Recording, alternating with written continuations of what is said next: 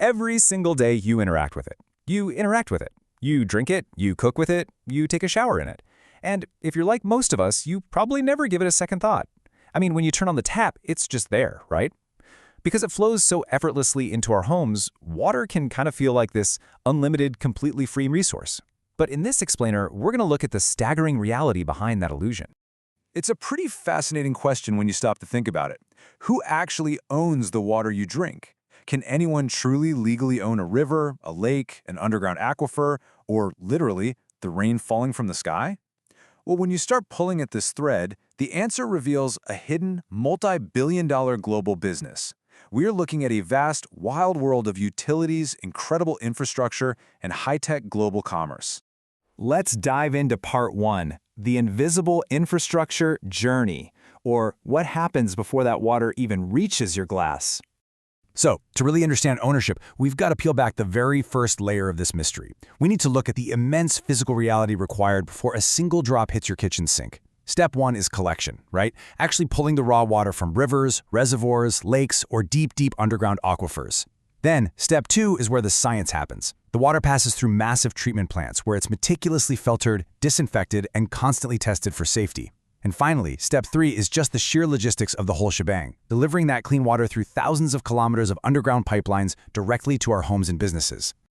To most of us, water is simple, but behind every single glass of clean drinking water sits this enormous, staggeringly complex system. This isn't just nature at work anymore. It's an infrastructure that has to be heavily built, constantly maintained, and meticulously monitored every single day, just to keep that illusion of simplicity alive and literally force that water through the pipes and into your home.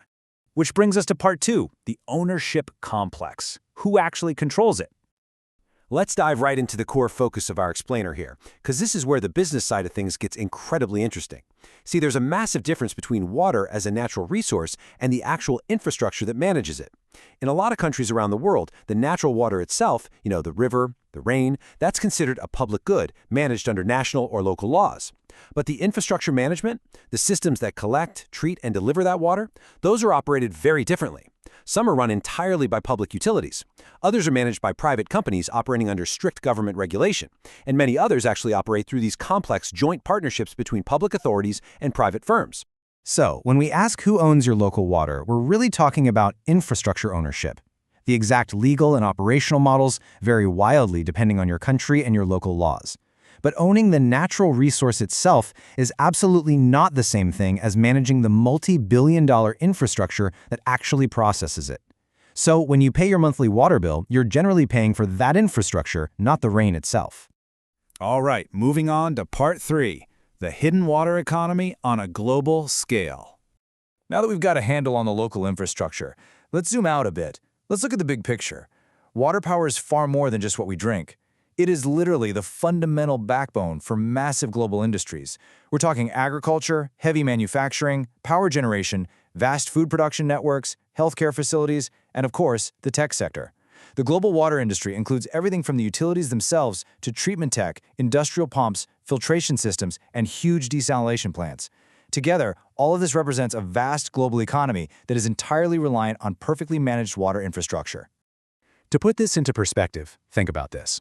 The smartphone sitting in your pocket right now, that required over 3,000 gallons of treated water just to manufacture. Yeah, 3,000 gallons. When you start to realize that every microchip, every screen, and every single battery requires thousands of gallons of treated water to produce, the true scale and value of this hidden water economy suddenly becomes very real, doesn't it? And this is exactly why clean water is so incredibly valuable and why it requires such immense financial investment. To keep the water flowing, we're facing compounding, constant investment demands. We are battling aging pipes that desperately need replacing. We've got treatment plants that require non-stop technological upgrades. Add to that rapid population growth, spiking our daily demand, and intense climate variability messing with the natural supply in different regions. Reliable access to clean water doesn't just happen by accident. It takes incredibly careful planning and constant, massive financial investment to fight off these pressures. Which leads us nicely into part 4, the high-tech horizon and the future of water. So how are communities investing to secure our access to clean water moving forward? Well, the future of water management is becoming incredibly high-tech. We're seeing acoustic sensors deployed to literally listen for microscopic leaks before they turn into major infrastructure disasters. Utilities are leveraging AI to accurately predict community demand. Smart meters are rolling out to help consumers track and reduce household waste. Over in coastal regions, advanced desalination facilities are literally turning seawater into freshwater. And we're even seeing advanced recycling systems that allow treated water to be safely reused. Innovation is fundamentally changing how water is managed all around the globe. So, what should you really take away from this explainer? Mostly this. The answer to who owns your drinking water definitely isn't a simple one. It's a massive, complex web of public institutions, private companies, utilities, brilliant engineers, scientists, and communities all playing a vital role.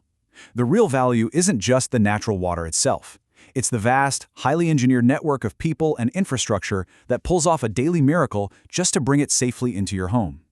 Every drop you drink is already completed a truly extraordinary journey. Which brings us to our final thought. Protecting this extraordinary journey, maintaining those pipes, funding the technology, and adapting to our rapidly changing world, well, that might just become one of humanity's greatest challenges in the years to come.